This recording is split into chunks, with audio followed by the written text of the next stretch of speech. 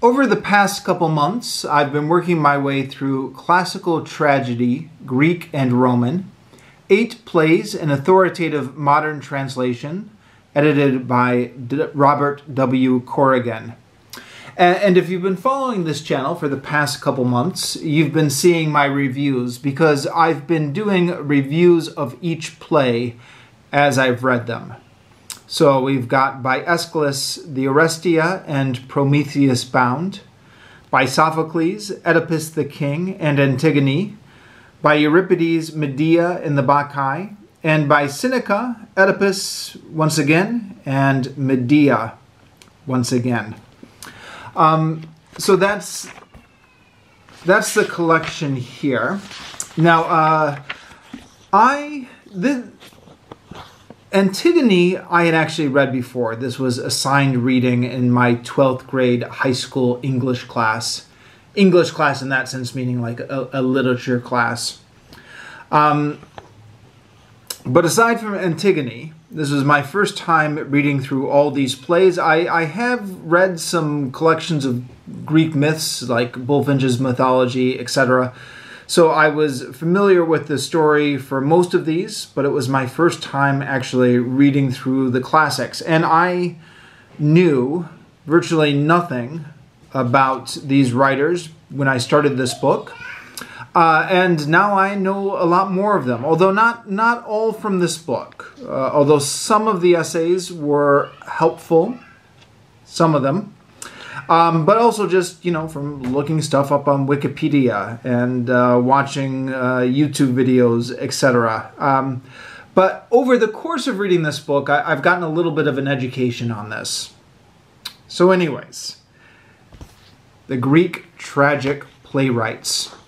There are 3 here, Aeschylus, Sophocles, and Euripides, which a little investigation reveals is unfortunately the only 3 surviving Greek tragic playwrights. And I don't even know what word we would use for that. Tragedians, people who write tragedies. Now, there are more Greek drama surviving if we include the comedy playwrights, which are not in this volume. This is a little advertisement at the end for a separate volume. But there are more surviving playwrights, but these are the only tragedies we have surviving from the Greek world. They lived more or less around the same time, but this is the order. Aeschylus was the oldest of them, and then Sophocles, and then Euripides. Now, there's 2 plays included from each playwright, but that's not necessarily representative of the surviving plays we have. And again, I'm going off of knowledge I got from Wikipedia. So they all wrote something like 90 plays or something like that, but unfortunately, because of the ravages of time, or as Steve Donahue calls it, the pitiless ratio of how little literature survives from the ancient world, we only have 7 surviving plays from Aeschylus intact, 7 surviving plays by Sophocles intact, and Euripides is 18 or maybe 19, I guess, depending on what your definition of intact is. So we have the most plays from Euripides. But they only include 2 from each one, except the Orestia is actually a trilogy. It consists of 3 plays in one. So there's some accounting going on here. You could count this as 3 different plays, or you could count it as 1 play because it's all a trilogy. There is, if you go to Wikipedia, some controversy about whether Aeschylus actually wrote Prometheus Bound. The sources, the articles I've consulted on this, being mostly Wikipedia or YouTube, tend to have very strong feelings about it one way or the other. Some people say, of course, everyone knows he didn't write Prometheus Bound. Some people have said, of course, everyone knows that he really did write Prometheus Bound, despite what a few crackpot scholars will tell you. I don't know. According to ancient tradition, Prometheus Bound was always assigned to Aeschylus. Then we have the plays of Sophocles, Oedipus the King and Antigone, which actually flow together rather nicely because they're both about the Oedipus family and contain many of the same characters. Sophocles actually wrote one more play about the Oedipus family, Oedipus at Colonus, which would have been a nice addition here. Except it's not included, and I guess the reason it's not included is because the editor is limiting it to 2 plays per playwright.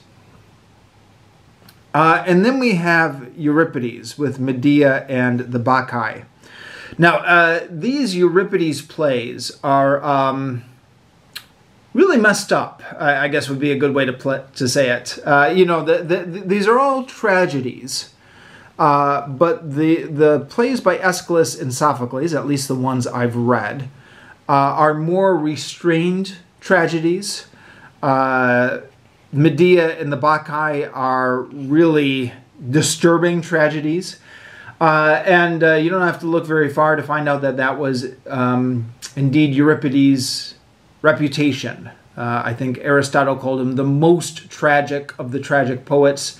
He lived during turbulent times in the Peloponnesian War, and the decay of morals and social norms during that time may have influenced him. But yeah, I mean, again, I've only read 2 of these plays here, but that does seem to be his reputation. And for whatever reason, although Euripides was not as well regarded in his own time as Aeschylus and Sophocles, in later times his plays became more prized, which apparently is why we have more of them, the surviving 19. And then we have Seneca. Now Seneca is the Roman, so that's where we get the Roman from the Greek and Roman. He only has 2 plays here. Well, sorry, I shouldn't say that. That was a slip of the tongue. They all only have 2 plays. What I do mean to say is that Seneca is apparently the only surviving Roman tragic playwright. There were more, but they have not survived. And Seneca was writing in a genre that Wikipedia calls, I believe it was Crebitata Fabulae, which was Roman writers who were writing plays about Greek themes.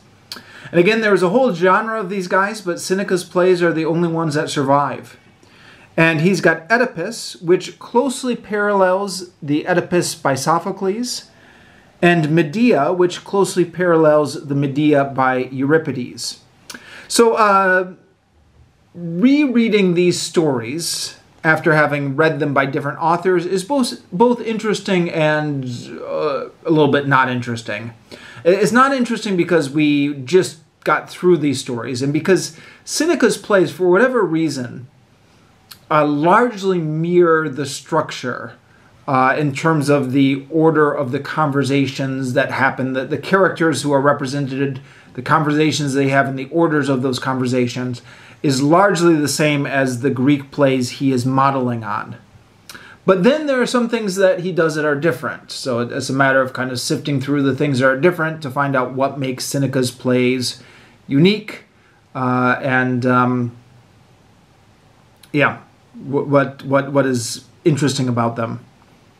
Now, a lot of that background I've just given you just now is courtesy of Wikipedia and some other various sources on the internet. I got some of that from this book, but not all of it. So this book is, let me see if I can find it, accompanied by 11 critical essays. So after the play, there's a critical essay. In a couple cases, there's a couple critical essays. So there are 3 critical essays following Seneca's Oedipus, 2 critical essays following Seneca's Medea. But yeah, by and large, the pattern is 1 play, 1 critical essay. Now, the critical essays, you can see here, they're all by different authors, and they vary widely in how helpful they are.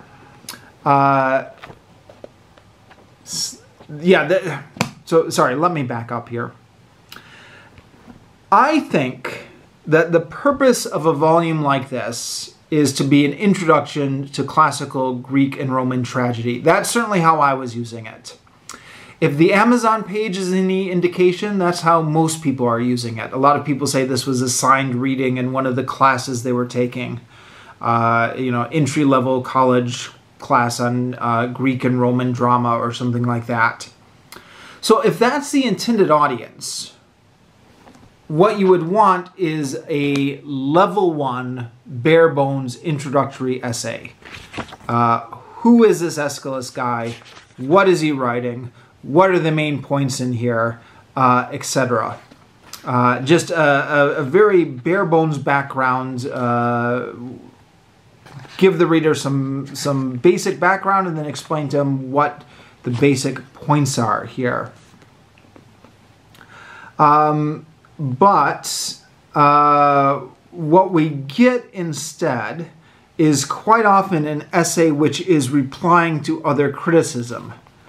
So the first one right off the bat, the first essay in this collection, Form and Persecution in the Oresteia by Kenneth Burke. He talks about how this essay is going to be a reply to the other essays which have written about the themes of the Oresteia, and he is going to rebuttal those other points.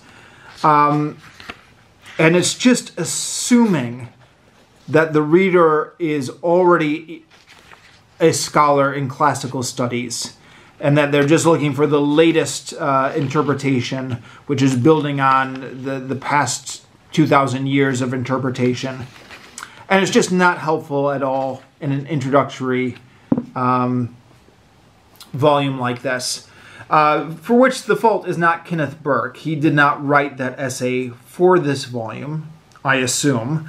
I get the impression that all of these essays were already out there in the world, and the editors of this volume just found those essays and put them in here.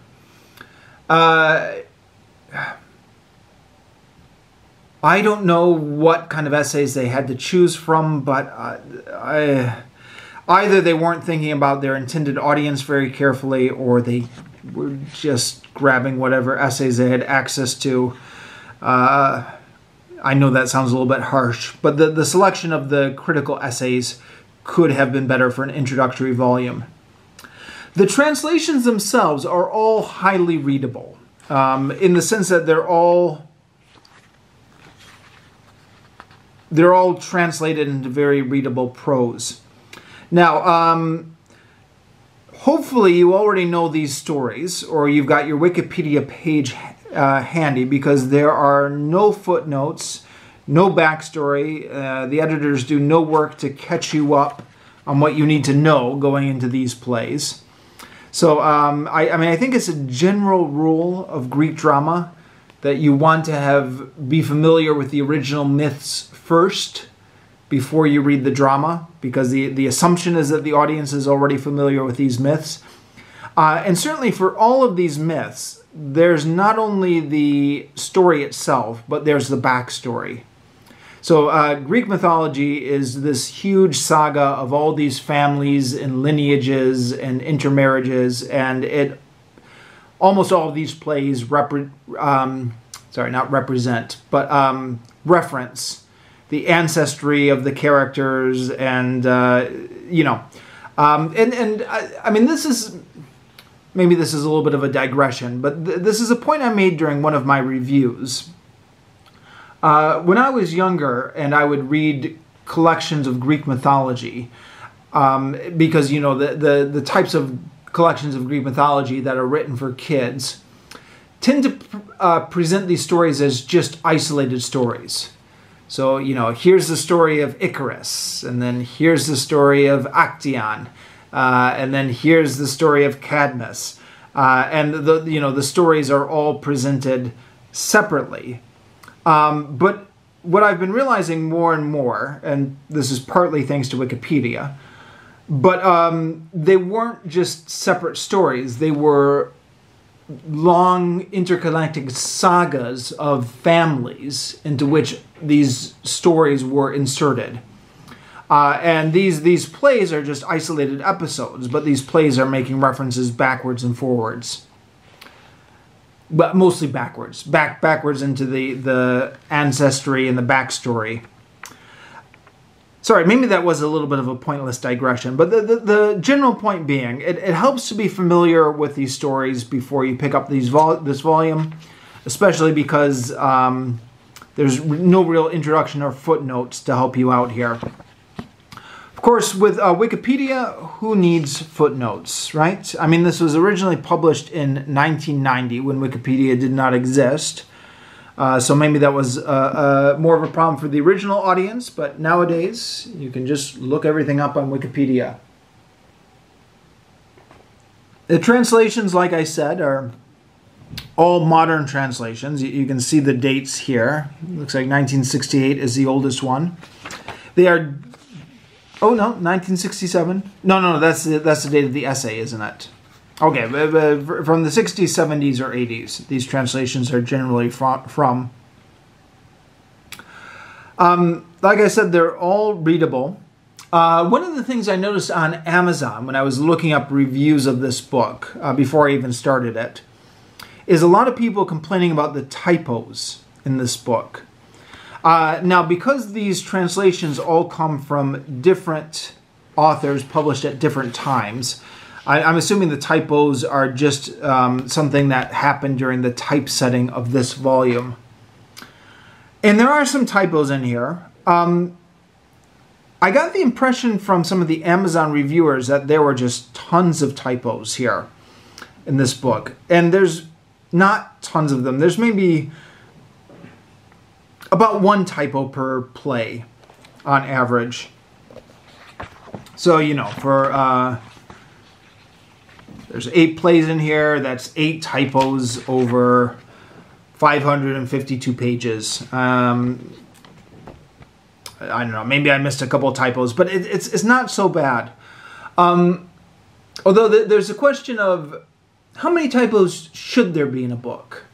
I mean, I find typos to be a relatively rare thing in professionally published material, professionally published books. So when I do encounter them, it always makes me think that perhaps there was a lack of care that went into the publishing process. But I really don't know anything about typesetting or publishing or how common typos are or how many typos you would expect. And for that matter, how major is this publisher? Applause Theater and Cinema Books. Maybe that's a minor publisher. Maybe they just don't have the resources to proofread as thoroughly as a major publisher would. Anyways, unless there's an edition out there I don't know about, this edition didn't have that many typos in it. So, what else to say about this? Like I said, I've already given my thoughts on each of these plays individually, so I'm not going to redo that. I think maybe I'll just call it good here. Yeah, so, you know, I got this book out of the library, and the only reason, the reason I read this and not another volume, not another edition of Greek and Roman tragedy is because this is the volume that my library had, but I wouldn't not recommend it. I mean, I can imagine a better edition of this that has a better introduction to these plays, more helpful footnotes, maybe less typos. But I certainly felt like I got a lot out of this. Some of that was Wikipedia and looking stuff up, but you know, that's part of, Wikipedia is part of the reading experience these days, isn't it? I thought that this was a solid introduction to Greek and Roman tragedy, and I would be interested in reading more of these authors if I can track them down out here in Vietnam, which I'm not sure about. But yeah, I'm glad I read it.